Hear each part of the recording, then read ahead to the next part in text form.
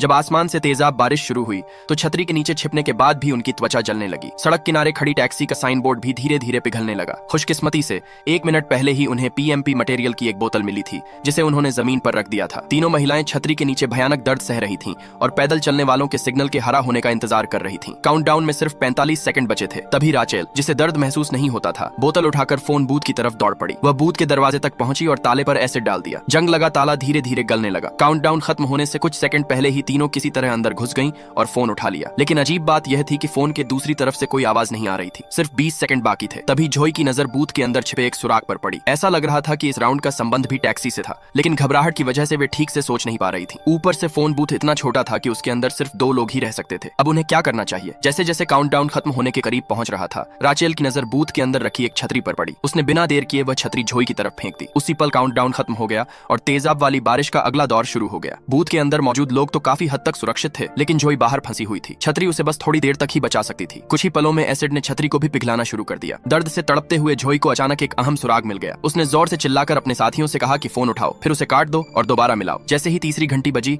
उनकी बात मानते ही टैक्सी के दरवाजे अपने आप खुल गए। तेजाब वाली बारिश से बचने के लिए जोई बिना एक पल गंवाए टैक्सी की तरफ भागी और अंदर जा बैठी। उसी समय एसिड बारिश रुक गई और एक नया काउंटडाउन शुरू हो गया। फोन बूथ के अंदर फंसी दोनों महिलाएं भी जल्दी से बाहर निकली। उन्हें उम्मीद थी कि समय खत्म होने से पहले वे टैक्सी तक पहुंच जाएंगी, लेकिन तभी अचानक टैक्सी के दरवाजे अपने आप बंद हो गए। उन्होंने उन्हें खोलने की बहुत कोशिश की, लेकिन कोई फायदा नहीं हुआ। स्थिति और भी खराब तब हो गई जब फोन बूथ का दरवाजा भी अपने आप बंद हो गया, जबकि काउंटडाउन लगातार चलता रहा। टैक्सी के अंदर बैठी जोई ने दूसरी तरफ का दरवाजा खोलने की कोशिश की। उसने ट्रंक खोलने की भी कोशिश की, लेकिन कुछ भी काम नहीं आया। वहीं दूसरी तरफ ब्रियाना और राचेल पूरी तरह निराश हो चुकी थी। अब उनमें सुराग ढूंढने की भी हिम्मत नहीं बची थी। दोनों ने एक दूसरे को गले लगा लिया और अगली एसिड बारिश का इंतजार करने लगी। वे जानती थीं कि बारिश की बस एक और बौछार उन्हें पूरी तरह खत्म कर देगी। उधर जोई बेचैनी में टैक्सी की खिड़की पर चढ़ गई। तभी अचानक सीट के नीचे छिपा एक रास्ता खुल गया और वह सीधे उसके अंदर गिर गई।